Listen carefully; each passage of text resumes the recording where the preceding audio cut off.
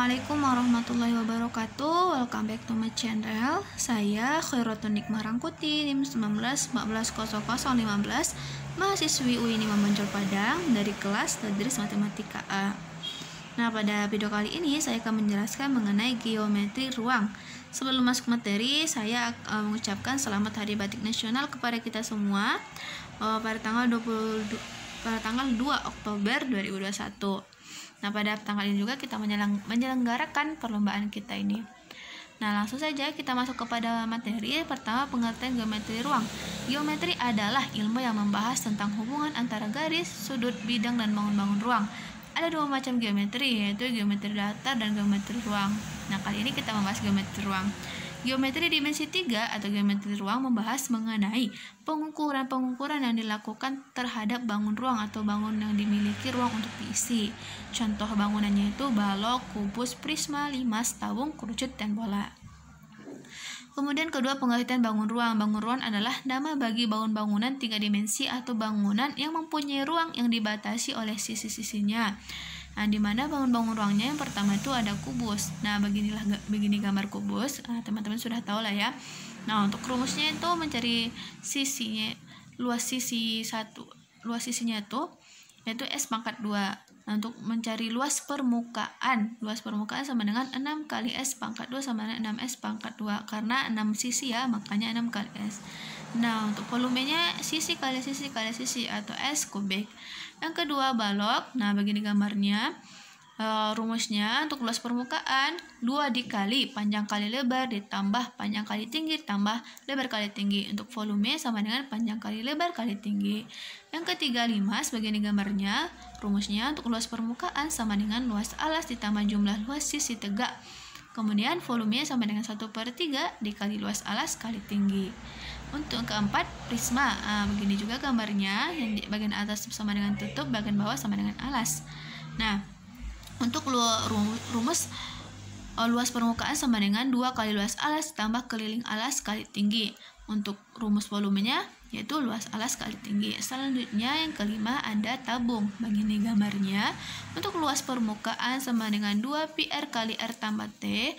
Luas selimut sama dengan 2 PR T. Volume sama dengan PR kuadrat T. Kemudian yang keenam ada kerucut. Nah, begini juga gambarnya. Rumusnya itu untuk luas permukaan sama dengan PR dikali R tambah S, luas selimut sama dengan PRS, volume sama dengan 1/3 PR kuadrat T. Kemudian yang ketujuh ada bola. Begini gambarnya. Rumusnya untuk luas permukaan sama dengan 4 PR kuadrat dan volumenya sama dengan 4/3 PR kubik.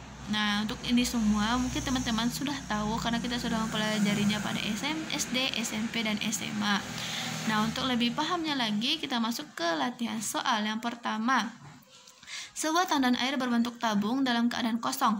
Jari-jari tandemnya itu tandem air adalah 1 meter dan tingginya 1 meter. Jika tandem diisi air di kran yang memiliki debit 628 liter per menit, maka waktu yang diperlukan tandem hingga terisi penuh adalah 2 detik ya katanya. Nah, untuk mencari waktunya pertama kita mencari volume dari tabung itu.